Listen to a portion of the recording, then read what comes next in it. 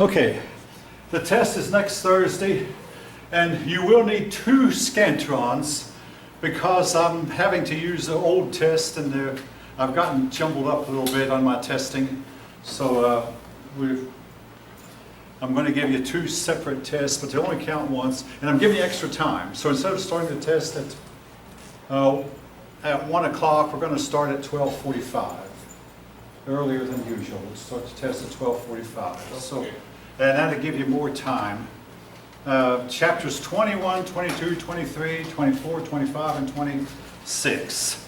That's the chaptering. So you said it still just counts as one test, right? Yeah, it'll just count as one test. But okay. That's our 3rd out of 4. This is test 3 coming up. Test 3. And I actually was wondering if this one, well, the 4th one is going to be the last day of class. And again, a lot. This is subject to change because a lot depends on how much ground I can cover. Okay. And a lot of teachers don't finish, so I'm going to try to finish. All right.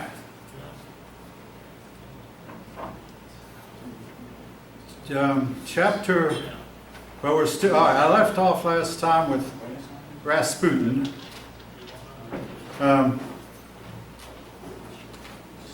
My wife came home from watching a movie about Anastasia and asked me, was there really a Rasputin? Yes, there was. To give you some idea what kind of man he was, he seduced every one of the noble women faculty close to him, and he went all around Russia. He claimed to be a prophet, and he would chide these women for their sins and get them to basically undress in front of him and perform sex on them. He might not have done this to the Tsar's wife, but he had the Tsar's wife in his clutches, partly because the Tsarevich. Now, if you know about Russia, the Tsarevich was the next person in line to succeed for the throne.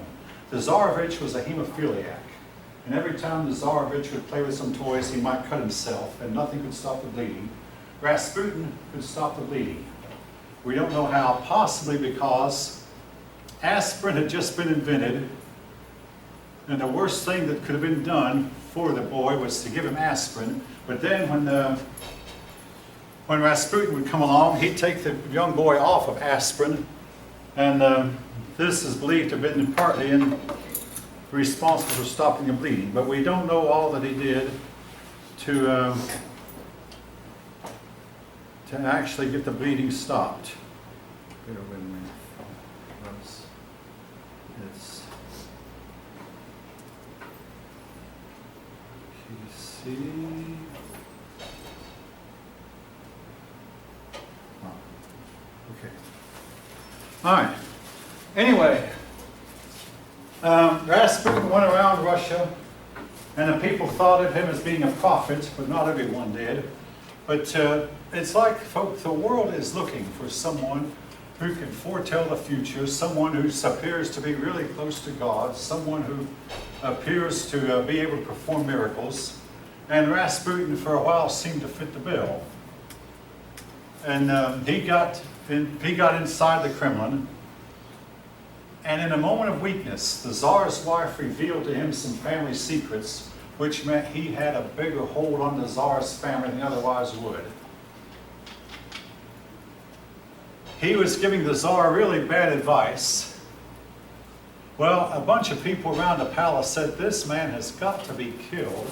We've got to get rid of him because he's the ruin of Russia. They finally assassinated him. Now, if you read the account of his assassination by the supposed assassin, well, some years ago, the Reader's Digest published an article that it took 2 hours to kill Rasputin. They tried to drown him, he wouldn't drown. They tried to shoot him, and his bullets seemed to, yes. Didn't they also try to poison him through They tried cyanide, several put things, him in and toothpaste, seemingly nothing worked. Yeah, but nevertheless, they finally got him dead. But and then now, I have read accounts so that this is exaggeration, and it wasn't that hard. But basically, regardless of what account you believe, he finally was killed. But it was too late to save the royal family. It was too late to save Russia. But anyway, his secrets died with him. And used to wonder, was he part of the communist plot to take over? Now I don't think so, but that he was not really a communist. But the communists were to come in shortly afterward. Tsar Nicholas lost control. A lot of the people in Russia were demanding that Russia pull out of the war. Russia was not able to fight a modern day war, especially against Germany. Well, when working class women staged a massive protest over food shortage, Tsar Nicholas II finally abdicated. He offered the throne to his brother, the Grand Duke Michael. Grand Duke Michael would not take it. Grand Duke Michael fled to the United States and lived in the area of Western Florida, St. Petersburg, I believe, Tampa and St. Pete. He lived in that area until he died in the 1930s. Maybe it's a good thing that he didn't take it. But anyway, Tsar Nicholas abdicated. Alexander Kerensky took over provisional government. Kerensky was an able man, a good man, maybe the last good man Russia had, yes. For the working class women staging a protest. Yes. What was that? That was when Tsar Nicholas finally abdicated. I mean, throughout all the strikes, throughout losing battles, throughout everything that was going wrong, he would not abdicate. But finally, when these women created a massive protest, we might wonder, why were the women so important? The men were out in the front lines fighting the war. So women were running the country. This was true in a lot in Europe, whether it be France, Great Britain, or even the United States, even though the United States did not lose as many men as. But there came a shortage of men throughout Europe, and this still affects Europe to this day. So many men of military age were killed throughout Europe. But anyway, so why it was important, the women were running the country, pretty much. When they staged a massive shutdown, at that point, Tsar Nicholas II realized it was over. Kerensky took charge. In the meantime, Lenin, his brother had been killed by the Tsar in 1905, and Lenin said at that point, I stopped believing in God. Lenin saw his revolution that he started in 1905 fail. He fled to Switzerland, a neutral country, and he said, I fear I shall never live to see another revolution. He was very saddened by that prospect. But when it appeared that Russia was weak, they smuggled Lenin into Russia in a boxcar. And there was a freight car, railroad. But there was a railroad line. They smuggled Lenin into Russia. And once inside Russia, Lenin got the communists together and the socialists, the Reds. He called his people the Bolsheviks. The color was red, or another name for them was Soviets. He went around the country this time with a bunch of followers and promised, hey, I can bring peace, I can bring prosperity, I'll pull you out of the war. He did pull them out of the war, but he could not bring prosperity. Anyway, Lenin came in and instead of peace, actually eventually they had peace, yes, but instead of peace, they got another civil war. But that's jumping around in the story a little bit. But what happened first, Lenin pulled them out of the war against Turkey, and to do so he had to give up a vast amount of territory. He gave up Latvia, Estonia, Lithuania, the Russian claims to Poland, and the Ukraine. Vast amount of territory he had to give up. But nevertheless, he gave it up with the understanding on his part that he was going to try to get it back later.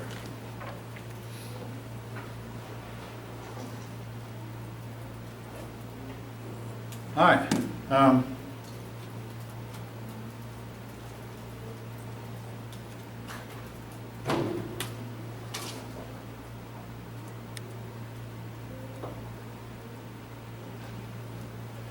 Anyway, Lenin came in, but a bunch of people did not like Lenin, and they opposed him. They were called the White Russians. The White Russians fought a civil war against the Reds, and the whites almost succeeded. But the Reds were led by an able leader named Trotsky. The problem with the whites were they couldn't form a uniform plan. Keep in mind, Russia is huge. And the one part of the Russians heard one thing, the whites, and somebody else heard another from the whites. In the meantime, Trotsky and Lenin saw to it that the Bolsheviks had they had a plan. Whatever else you can say for them, they had a plan. They were organized. The whites weren't. Now, folk, this may be hard to understand. The United States, Great Britain, France, and a few other countries sent troops into Russia, supposedly to help the whites win.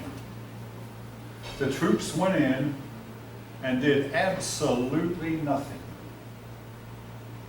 If you believe in conspiracies, it almost sounds like a conspiracy. This was to become a standard policy for the next 70 years in dealing with the Soviet Union, pretty much letting them have their way and not really standing up to them with firmness.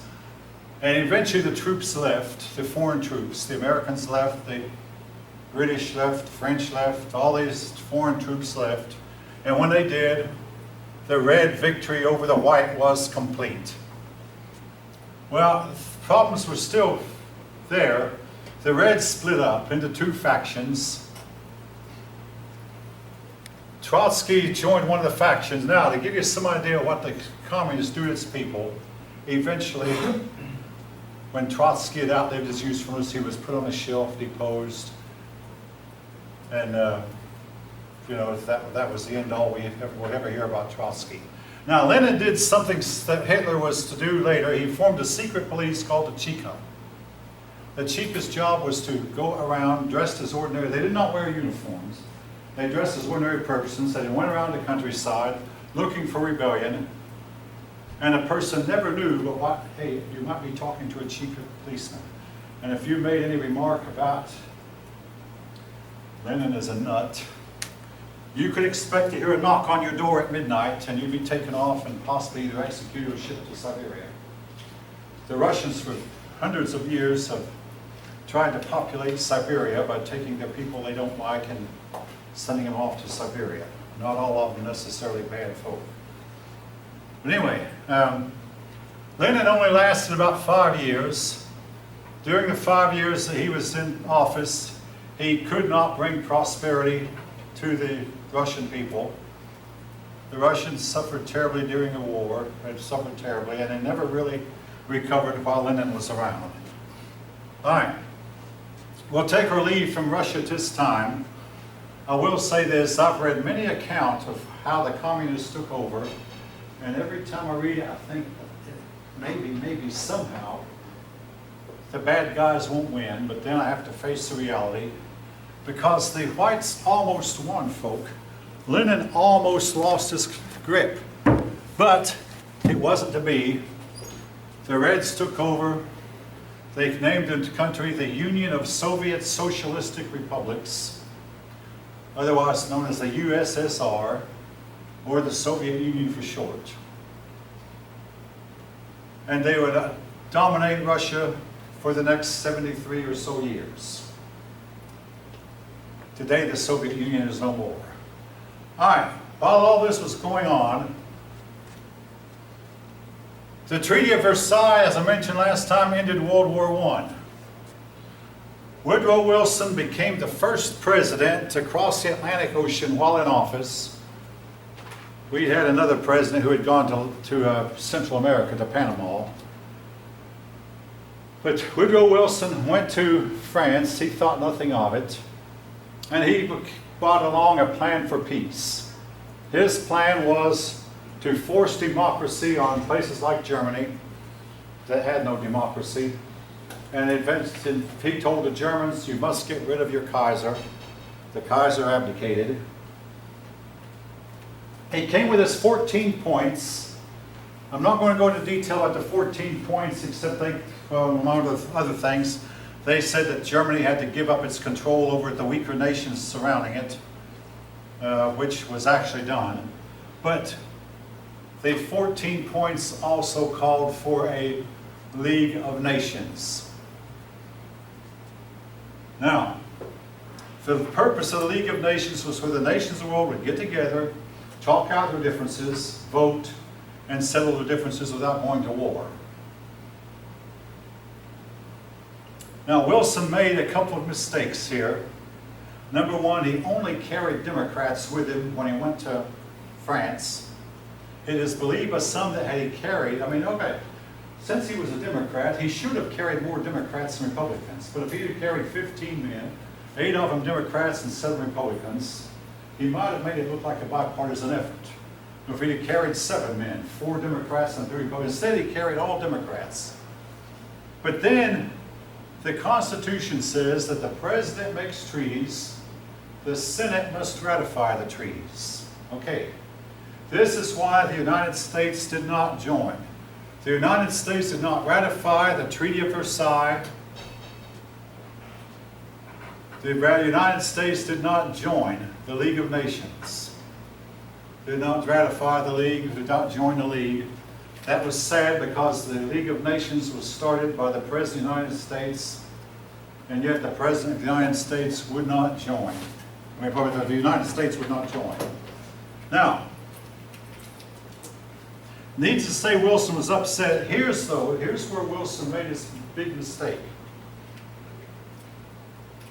The problem that the senators who voted against it had was that we'll vote for it if you simply put a clause in a treaty that the Senate can oversee it, which is basically our fundamental Constitution, that the Senate oversees all treaties the President makes. Wilson wanted, no, I want to just be the President only. Now, folks, this exposes a huge weakness that everybody who studies is aware of. Our Constitution, with its Bill of Rights, could be destroyed with a treaty. All we need is the President and 2/3 of the senators, and they can make us a puppet of some other country. Have any of you heard of this outside of this class? It's in the, you have? A little bit. Yeah, a little bit, yeah. Eisenhower was asked to deal with this, and Eisenhower refused to touch it. But the senators would not, several senators would not vote for it, and Wilson insisted, or Wilson was unwilling to compromise. Now, if you read about Wilson, he had had some strokes, and some authorities believe that Wilson, those strokes made him stubborn and impossible to deal with.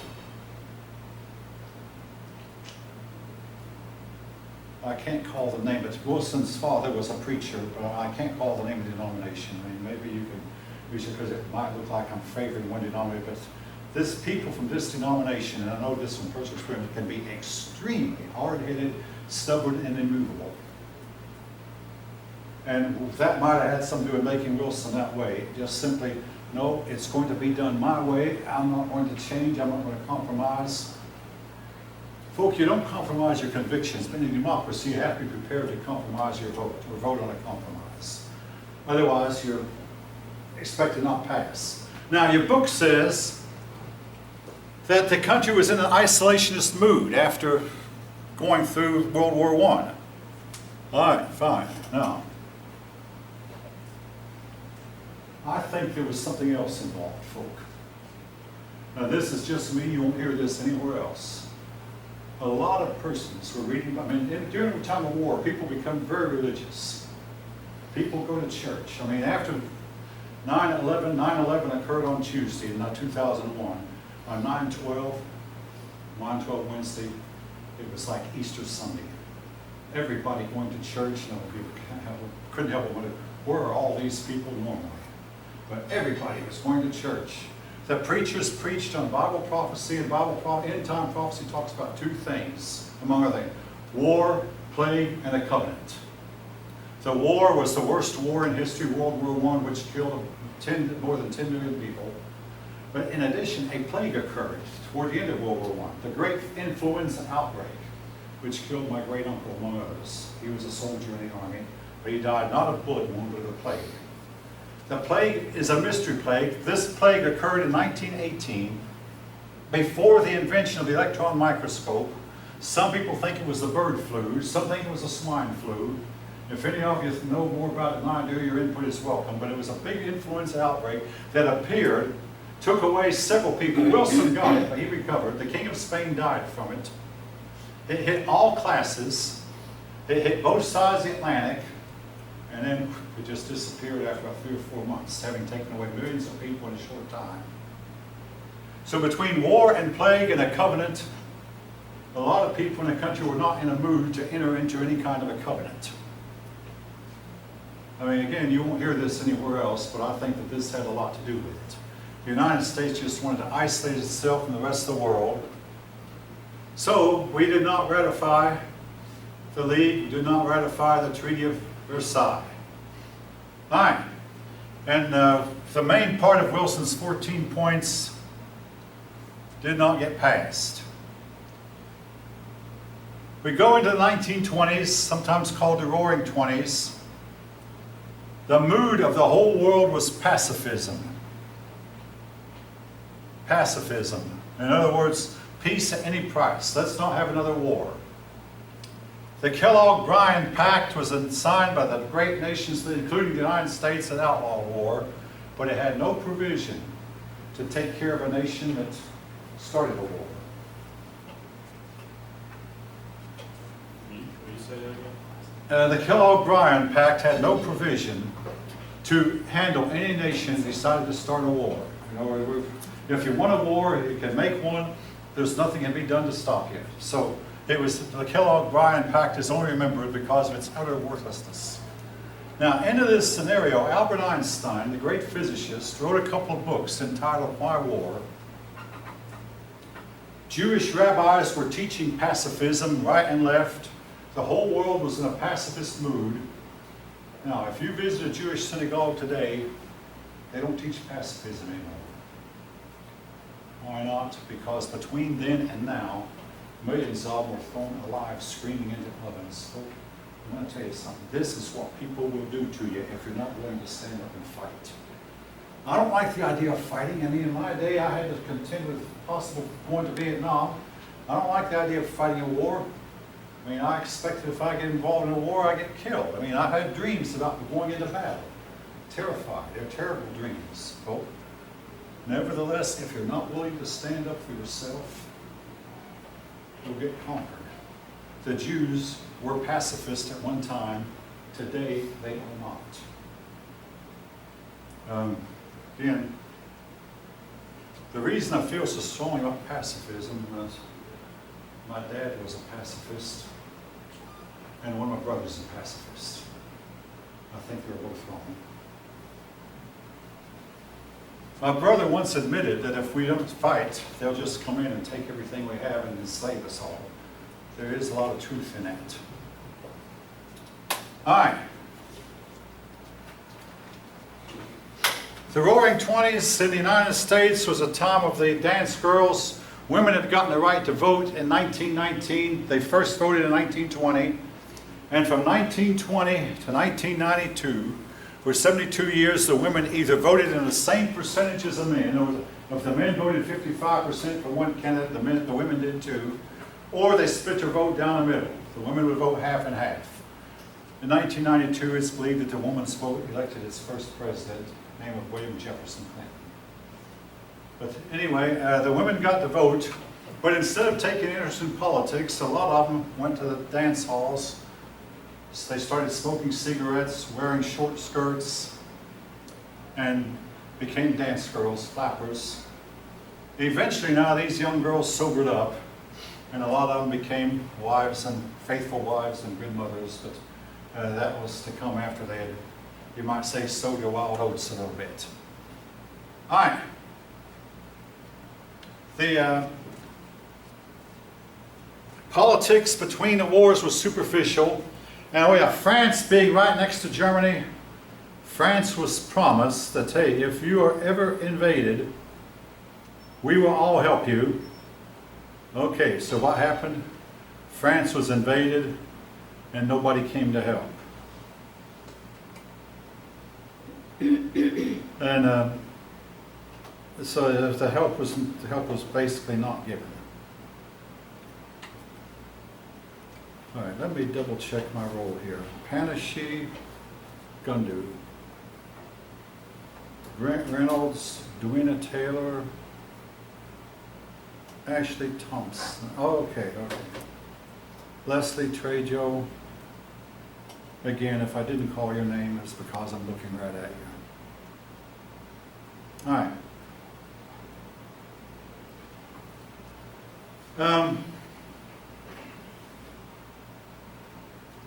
Now,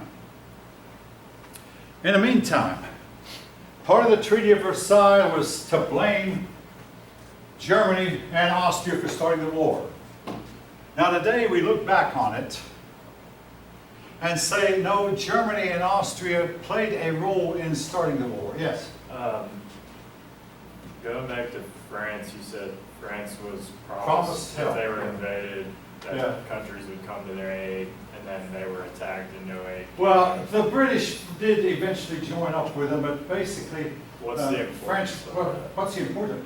France, all right, when we talk about World War II, France was knocked out of the war after one battle. Boom. For France, the war was over. And the French have spent the rest of the time, down through the next 3 generations, pointing fingers of blame at each other. It was your fault, it was your fault, it was your fault. But France performed very badly in World War II. And see, the French were looked on as being the most powerful country in the world. Only Britain and France opposed Germany, and the Germans got around it. We'll talk more about that. So the significance of it is, Britain had to fight the war alone until the United States got involved. Yes? So someone said French only can win the war if woman or short man lead them. Well, see, someone's pointed out too that the German boys were playing what we in America might call cowboys and Indians. They were playing with toy guns. They were playing war games, shooting each other. The French young boys were told, oh no, the parents would not allow them to play with guns. They say this will lead to violence, so they wouldn't allow them to play with toy guns. Now, when I was a kid, we played with toy guns and we thought nothing of it, and I actually think it was a good idea. But we played cowboys and Indians with toy guns. But the French boys were not allowed to do that. And some people believe this is one reason that the French were blown right off the battlefield in one fight. They were not allowed to play war games as youngsters. But anyway, that's a subject for another chapter. Germany was given the blame, and today's historians say no, the blame for starting World War I really is to be shared between Russia and France and Germany. If any one of those sides would have been more, pursued peace a little bit more, perhaps the whole war might have been averted. Now, on a very personal note, one of my sisters decided she was going to try to find out why my parents argued so much. So she watched an argument unfold. Dad said this, and Mom said that, and she came to an interesting conclusion that they were both at fault. They were both equally at fault. And if just one of them would have tried to make peace, there would not have been an argument in the first place. Now that's not always true, because come World War II, see, we developed the attitude of, hey, we can have permanent peace if we just simply won't fight. Now in World War II, it was different. In World War II, we have to lay all the blame on one side, the other side. And yes, if our side was involved in any way, it was in making the other side, the Germans and the Japanese, think we would not go to war. Japan did not believe that the United States would go to war. So they attacked us. And Germany did not believe that Britain and France would go to war, so they attacked Poland. I mean, that's the subject for a later chapter. But anyway, the Germans resented the idea of that they were to cause the war. Now, we're talking a few minutes about the Great Depression, but let's not get confused. There were actually 2 depressions. When Germany could not pay the debt, it was the winning nation said to Germany, you must pay for the cost of the war. Now, Wilson was against this, but Wilson did not feel the hatred that Europeans had toward Germany. Now, in contrast, folks, after World War II, the United States went in with its money and rebuilt Germany. If we had done the same thing after World War I, we also went in and we helped rebuild Japan. Again, that was after World War II. But after World War I, the rest of the world said Germany has to pay the cost of the war. Well, Germany was unable to pay. There was a depression. Someone wrote a book, it's called The Forgotten Depression. It lasted a few months and then ended. And it ended because your book says a few governments of the world made a few changes and lightened their demands on Germany. That's partly true. I want to tell